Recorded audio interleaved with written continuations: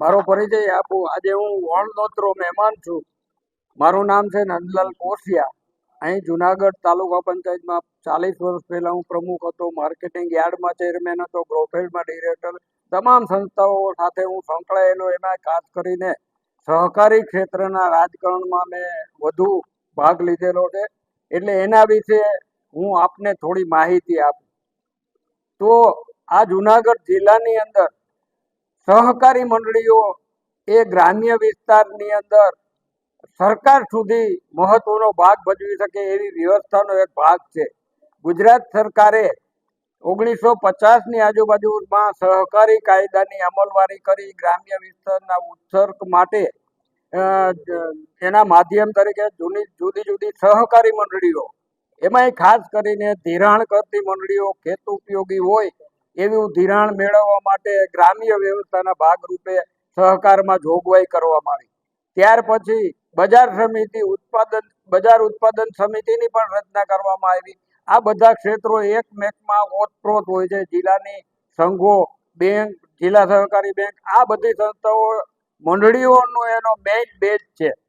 આને આધારે તમામ સંસ્થાઓની અંદર ચૂંટણીઓ થાય છે. એની અંદરથી ચૂંટણીનું સુકાન જે પાર્ટી એમાં જીતે એને કરવું, આવો શુભ હેતુ કોંગ્રેસ સરકારનો હતો. છતાં પણ છેલ્લા 4 થી 5 વર્ષ એટલે કે 1918 સુધી તો આમાં રેડે સારું ચાલ્યું.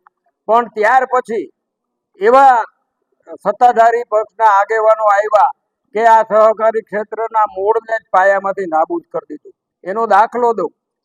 જે કોઈ ગ્રામ્ય વિસ્તારની સહકારી મંડળીઓ ઊભી કરવાની હોય ત્યારે જે તે સ્થાનિક ગામનો મૂળભૂત ખાતેદાર સિવાય કોઈ નહીં, ખાતેદાર હોય એવા ખાતેદારો મંડળીના સભાસદો થઈ શકે.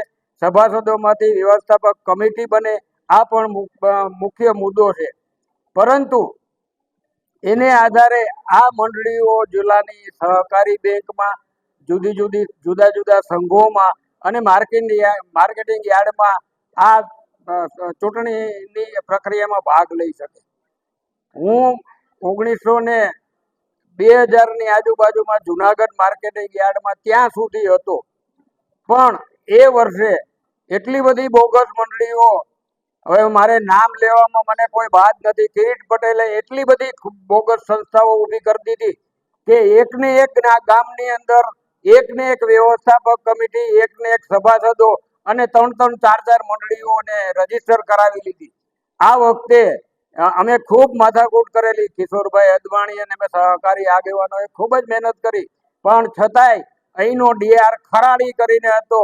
એટલો ભ્રષ્ટાચારી હતો કે એનું અમારું કોઈ સાંભળ્યું નહીં. અને આ તમામ મંડળીઓ રજીસ્ટર કરી દીધી.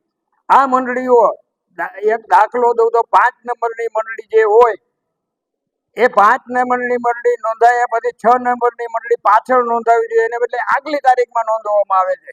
આ માત્ર કાગળ ઉપર જ કરી અને તમામ મંડળીના મતદારો વધારી. અમારી 40 વર્ષથી માર્કેટિંગ યાર્ડમાં અમે શાસન કરતા હતા, એને ઉકેડી અને આવા ભ્રષ્ટાચારી આગેવાનોએ સંસ્થામાં ખૂબ જ નુકસાન કરેલ છે. અમે જ્યારે માર્કેટિંગ યાર્ડની ચૂંટણી પૂરી થઈ ત્યારે રૂપિયા 12 થી 13 કરોડ રૂપિયાનું બેલેન્સ આપ્યું હતું.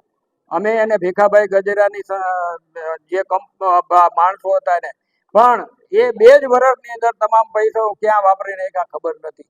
આવી જ રીતે જિલ્લા સહકારી બેંકની અંદર ખોટી મંડળીઓ તો હું માનું જુનાગઢ જિલ્લામાં 1000ની આજુબાજુ અને ટૂંકા છેલ્લા 2-3 વર્ષના ગાળામાં જ નોંધવામાં આવી છે. આ કાયદાને છડેછોડ ભંગ કરીને, મન ધડક રીતે અર્થઘટન કાયદાનું કરીને અને પરિપત્રો દ્વારા આવી મંડળીઓની નોંધણી કરવામાં આવે છે. જે તપાસ કરવા માટે ખરેખર હું સરકારને વિનંતી કરું છું કે આ તપાસ માટે એક તપાસ પંચ નીમવું જોઈએ અને જે કોઈ આમાં જવાબદાર હોય એને નસીહત પહોંચાડવી જોઈએ. આવી સંસ્થાઓનો આડ લઈ અને જિલ્લાની તમામ સંસ્થાઓ આ ભાજપે કબજે કરી લીધી છે અને ભયંકર ભ્રષ્ટાચારો કરે છે. હું જાહેરમાં આક્ષેપ કરું છું અને હું એના પુરાવા આપું છું. એક ગામની અંદર એક મંડળીની જગ્યાએ 3-3 મંડળી, સમાન મતદારો, સમાન વ્યવસ્થાપક સમિતિ, અને છતાંય નોંધણી કરી. સરકારે કોઈ જોયું જ નથી. આ શા માટે આવો ભ્રષ્ટાચાર બંધ કરવો જોઈએ એવી હું આ સરકારને પણ વિનંતી કરું છું અને આની અંદર તપાસ થવી જોઈએ. ત્યાર પછી હવે આજની વર્તમાન ચૂંટણી વિશે હું આજ ભણનોતરો મહેમાન છું તો હું બે શબ્દો કહીશ. ગોપાલ ઇટાલિયાને હું છેલ્લા 10-12 વર્ષથી ઓળખું છું. જ્યારે પટેલ અનામત આંદોલન શરૂ થયું ત્યારે જુનાગઢની અંદર હું અને કિશોર અદવાણી બે વિદ્યાર્થીઓને ભેગા કરી અને 5 થી 7 મિટિંગો લીધેલી અને આખું તંત્ર ઊભું કરેલું. ત્યારે ગોપાલ મારા પરિચયમાં આવ્યો હતો. બહુ સાલસ સ્વભાવનો, હોશિયાર અને વિચક્ષણ માણસ છે. તમે જે કોઈ આ વિસ્તારના મતદારો, એમાં અમારો જુનાગઢ તાલુકાના 40 ગામો આવે, ભેસાણ તાલુકો આવે, વિસાવદર તાલુકો આવે છે. આજે મને આનંદ થાય છે કે ગમે એટલા જોર ધમ પછાડા કરશે પણ છતાં પણ ગોપાલ સારી બહુમતીથી જીતશે એવી મને આશા છે. બસ હવે બીજું આપને કોઈ પૂછવું હોય તો વાત કરો. આ સરકારી મંડળીનો જે કૌભાંડની વાત છે, કેટલા રૂપિયાના કૌભાંડ છે ને કેટલા સમયથી ચાલુ હે જે કૌભાંડ તમે કહી રહ્યા છો, કેટલા રૂપિયાનું કૌભાંડ છે ને કેટલા સમયથી ચાલુ? એમાં શું છે, સંસ્થાની અંદર હું હોય એનો વહીવટ સંસ્થાને ખબર હોય. હવે એનો દાખલો દો. હવે મારી મંડળી જોશીપરા ગામની મંડળી, અમે 60-70 વર્ષથી ધિરાણની કામગીરી કરી અને અમારી મંડળી ચલાવીએ છીએ.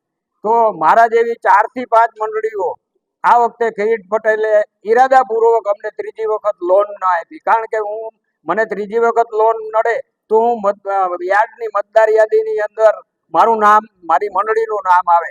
હું આવું જ નહીં તો હું એની સામે કઈ રીતે ચૂંટણી લડી શકું? આવા તો અનેક કૌભાંડો કર્યા છે અને એ માટે હું જનતાને જાગૃત કરું છું કે કોઈ લોભ લાલચમાં આવ્યા વગર પરિસ્થિતિ પ્રમાણે લોકો મતદાન કરે, આળસ કરે નહીં અને પેટીને રેઢી ન મૂકે. એ ખાસ મારું સૂચન છે. હે આ મારી પાસે છે. એને 3 મંડળીઓ નોંધી, ગામના મતદાર ન હોવા છતાં પણ એને મંડળીઓ નોંધણી કરી અને આ સહકારી બાપા આની હવે કેવી તપાસ થાય?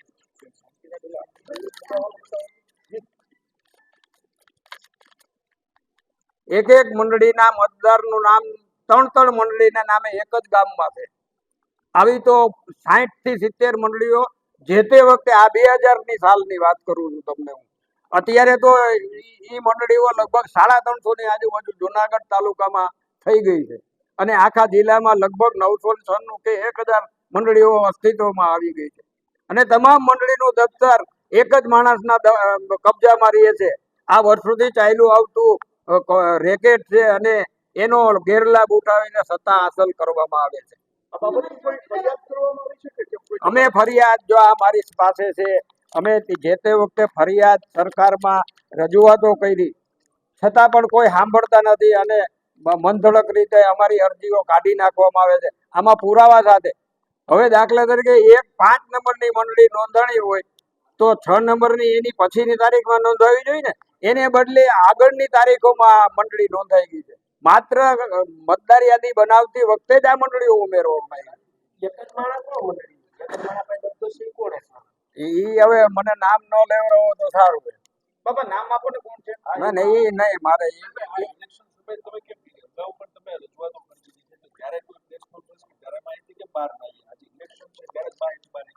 એટલે આ જે અત્યારે અમને અનુભવ થયો છે એ અનુભવને આધારે અમે કહી છીએ ને ત્યાર પછી મંડળીઓ બનેલી છે એટલે અમારે આ વસ્તુ ઉજાગર કરવી પડી. તમે કહો છો કે 2020 છે, 5 વર્ષ પછી કેમ આ બધું બહાર આવે છે?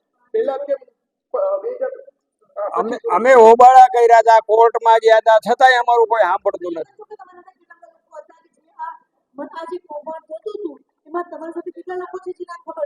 હે તમે આજે કૌભાંડ થી પટેલે કર્યું છે એવું ખબર હોય તમારી સાથે કેટલા લોકો છે, તમે એક જ સમય કેમ આવ્યા? એમાં મને, હું આગેવાન છું અને મને મારી વેદના છે એટલે આ સ્થળ ઉપર આજે પત્રકાર પરિષદે આપ સૌ મિત્રો મળી શકો એટલે હું આવ્યો છું. આપ સૌ અને અમારી વેદના રજૂ કરવા. હે તમારી સાથે બીજા કેટલા લોકો છે કે જે આ વાતને ઉજાગર કરવા માટે છે? અમારી સાથે આગેવાનો છે. કેટલા કરોડનું કૌભાંડ છે અંદાજ નામ બોલે લાગે છે? કેટલા રૂપિયાનો એ રૂપિયાના કૌભાંડનું અમને માહિતી ના હોય. જે તે સંસ્થા બીજા કોણ છે? નામ કોણ છે? અમારા કિશોરભાઈ અદવાણી અને અમે અમારા તાલુકાના જે હવે તો હું છે મોટા ભાગના અમારી સાથેના ગુજરી ગયા છે, ભગવાને અમને જીવતા રાખ્યા એટલે અમે આવ્યા. કઈ મંડળીઓ છે એમ તો? મંડળીઓ તાલુકાની એ મંડળીઓના નામ, મંડળીઓના કઈ નામ છે? મંડળીઓના નામ હોય? આ માખિયાળા, વડાલ, આ બધી સાચી મંડળીઓ છે. ગોલાધર, આ બધી મોટી અને સાચી મંડળીઓ. બાપા, તો ખોટી મંડળીઓ કઈ? ખોટી મંડળીઓ આમાં હું તમને લિસ્ટ આપું, નામ તો મારે છે. વેચાણ નામ તો બોલો તો મને યાદ હોય. આ ખોટી મંડળીઓ વડાલની અંદર 3 મંડળીઓ ખોટી છે. પછી માખિયાળામાં 1 મંડળી ખોટી છે. પછી આની અંદર દિયાળ ગામ છે ત્યાં 3 મંડળી ખોટી છે. પછી આ બાજુ સાંકડા વદર ને ઈ બધા તાલુકાના ગામડાઓમાં બધાય છે, અને એનું આ હું લિસ્ટ લેતો આવ્યો છું.